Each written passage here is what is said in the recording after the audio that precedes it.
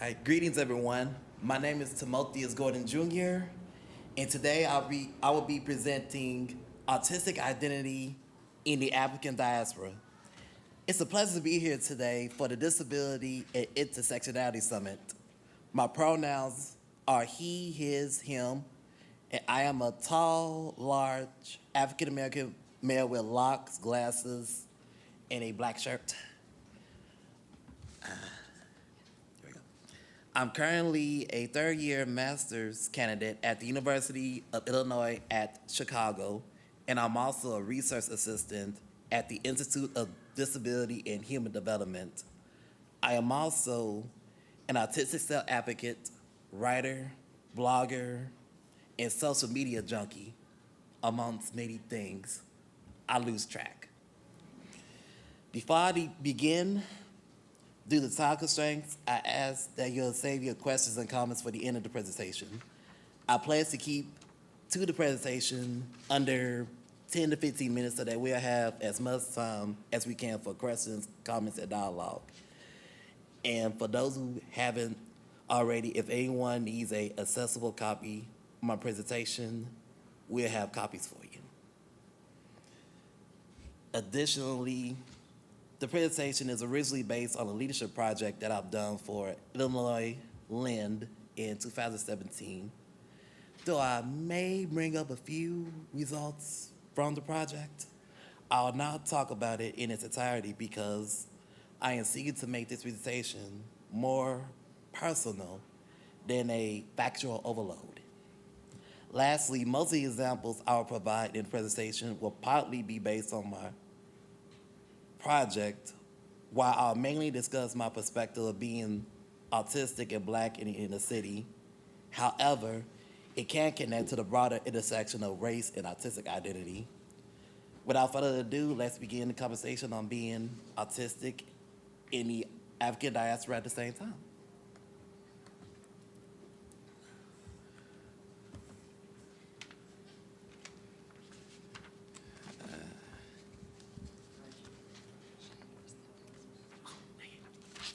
Sorry for the technical difficulties.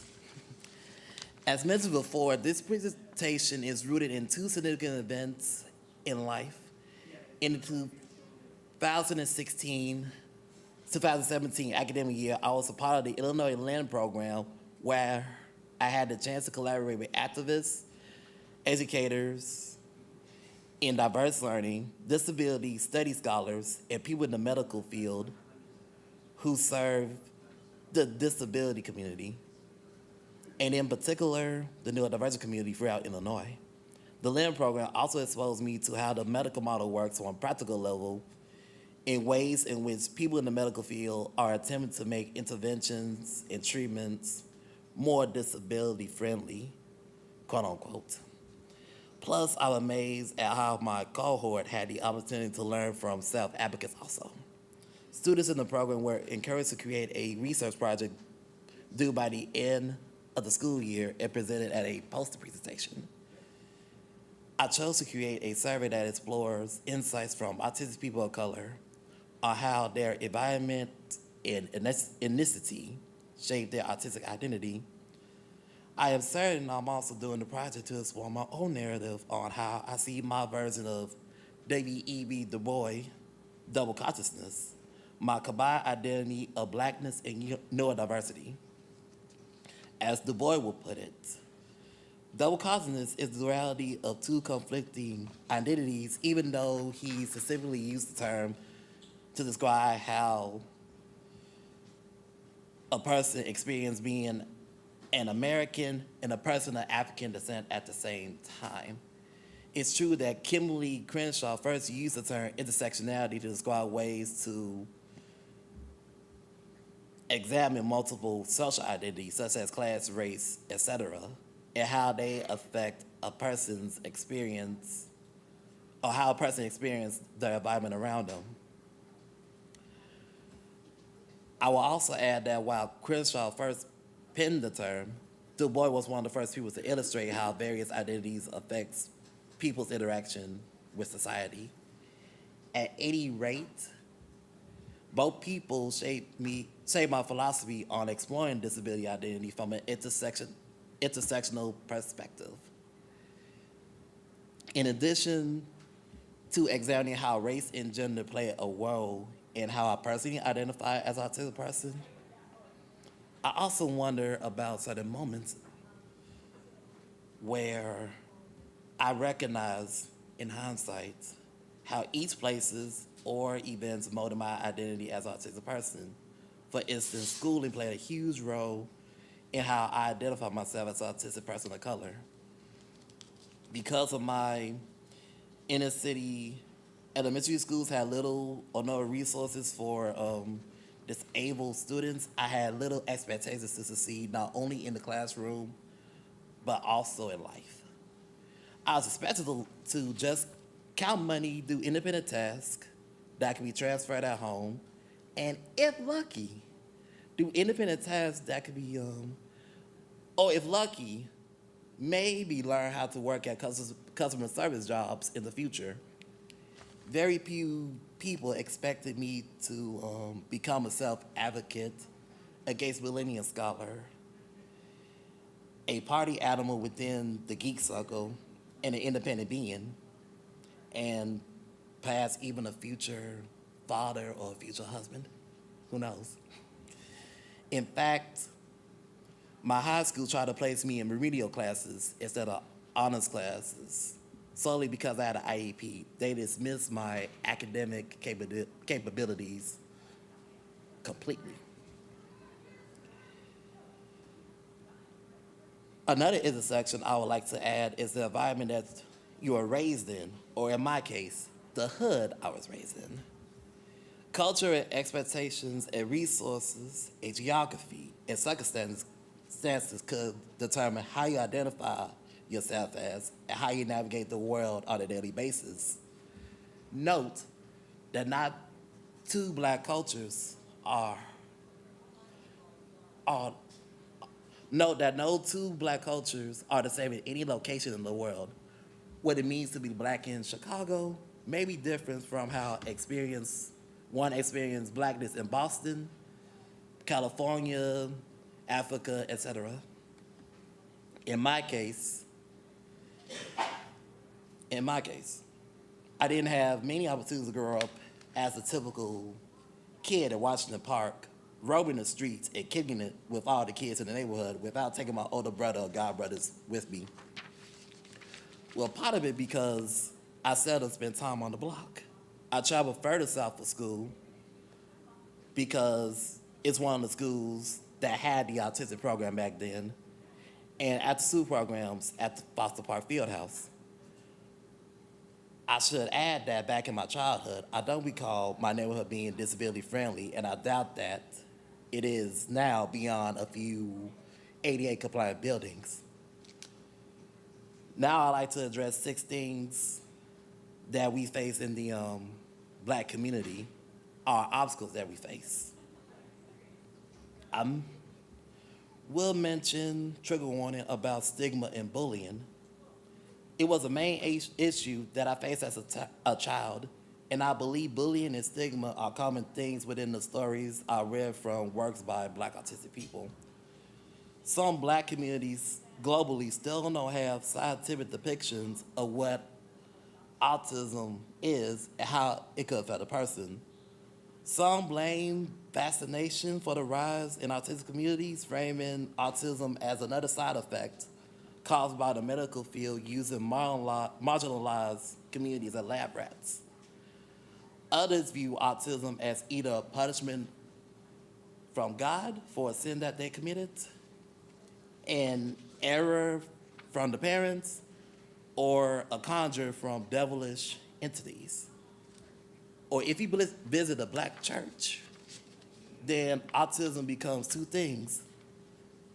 You're a deity who must be looked after 24/7, or you can kick autism's ass through prayer and persistence. Though, I don't think you can pray the autism away. Besides, whoever said that autism is defeating me, autism is me, I think. It's just as part of my identity as being a black Chicagoan with Southern roots.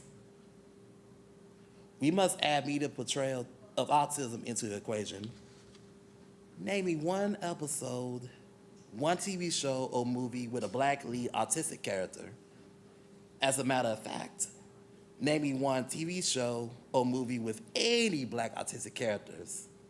The face of autism in media is usually in the form of white, heteronormative, and cis male person. If someone from the hood knows that I'm autistic, then to them, they don't see autism. They see a black person trying to be an Uncle Tom or too white for black culture. Trust me, I've been called white and professorial a lot as a child. People mistook me for an immigrant because of my voice and how I enunciate every word. Blame speech therapy for this. I'm just saying.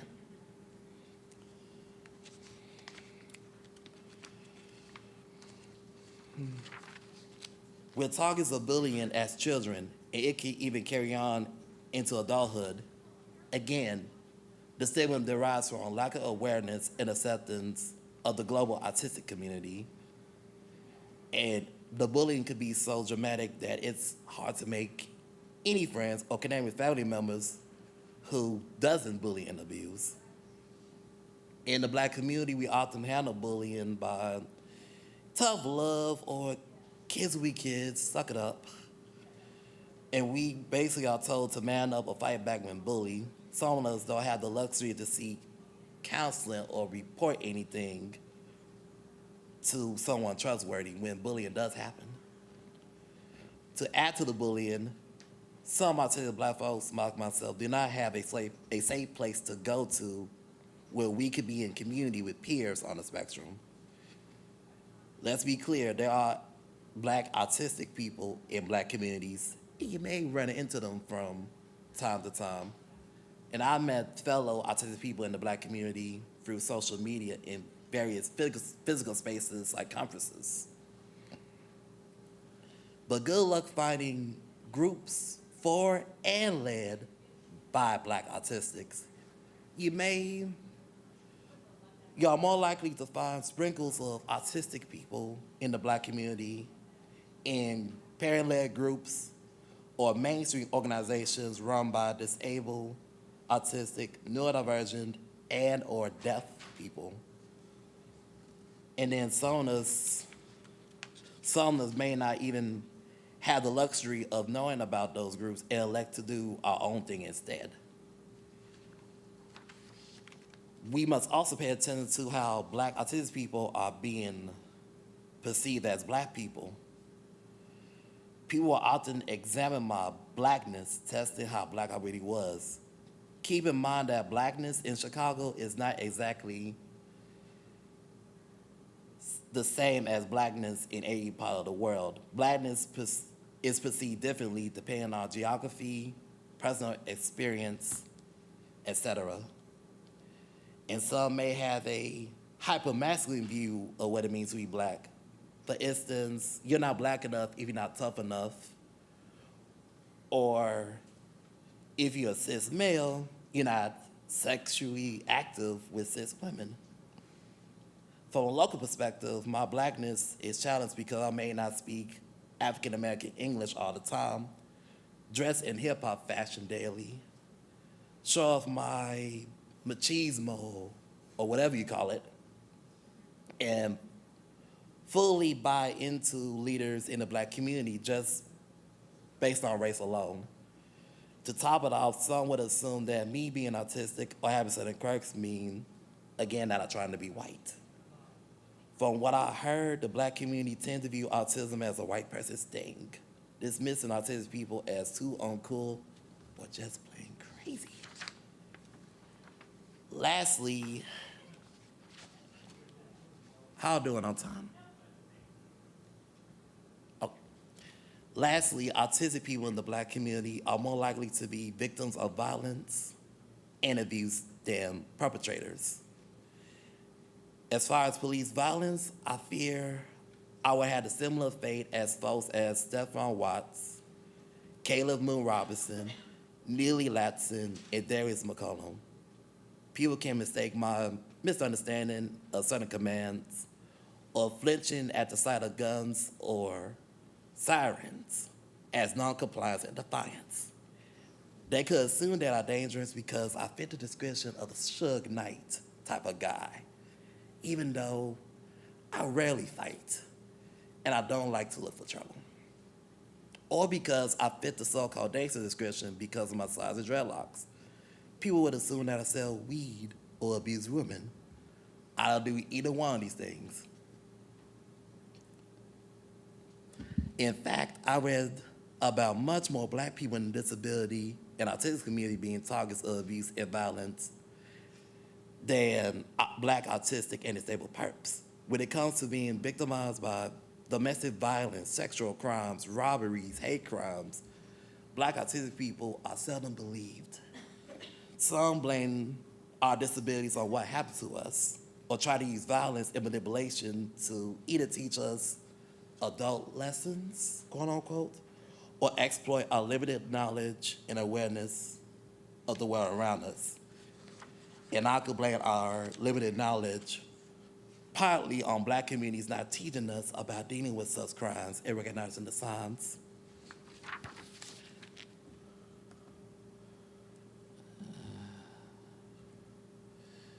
And to be brief on this particular part, we need to connect with more Black autistic people in the community. We need to create a safe space, social groups, and advocacy groups that are for autistic people in the African diaspora and run by autistic people in the African diaspora. We also have to stop erasing autism in Black culture and history and begin to recognize more key figures in the Black autistic community.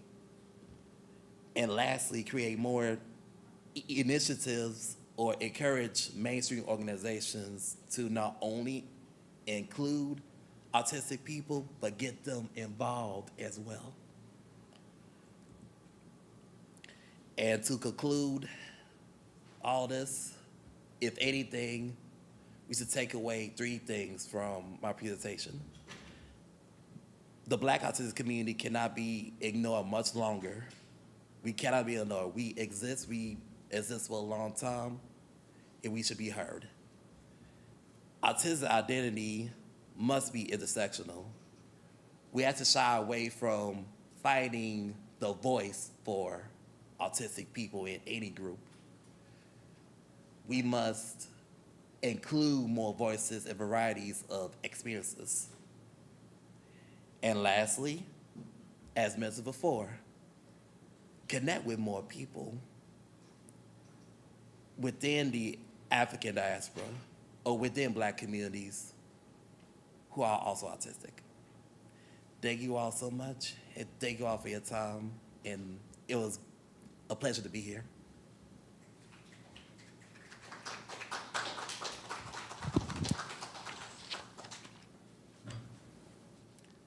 We have time for a question.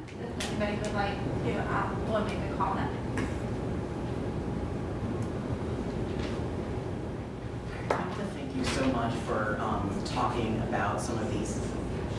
I want to thank you so much for bringing these issues up in your talk, because I feel that we as Black autistic people, we are, criminally underrepresented in mainstream autistic advocacy, whether the groups are run by autistic people or by parents.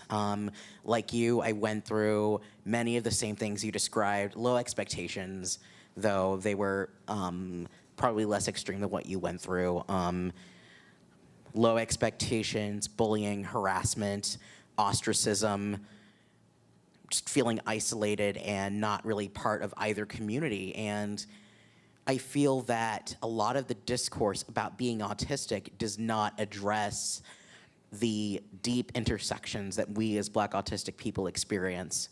And, you're talking about the Black church. I'm also glad that you brought that up, because I dealt with that as well. I mean, even though my parents knew I was autistic, and admittedly their Christianity was a bit whitewashed, they still did things to me like kind of laying hands on me to try to pray out negative emotions, or like laying hands on me after I had a meltdown, or accusing me of being somehow influenced by Satan when I was overloaded or frustrated. And this idea that autism was something that existed outside of me that had to be overcome. So thank you again. This really resonated with me, and it's something that really needed to be heard. No problem at all. And I think I'll also like to add, I'm glad you brought up also how in the overall narrative of the autistic community is that we don't mention intersectionality as much. And I can add based on what I've done with advocacy and what I've seen with eating, trying to create local chapters and such, that when you have a particular big movement, we like to homogenize our movement, worrying about the big picture so much that we see other things as a distraction, even though if we're talking about intersectionality, then we should look at even the little parts that some may see not as important, but some others would see just as important. So we got to see and consider race, class, gender, etc., and not brush it off to the side and say, oh, it's distracting.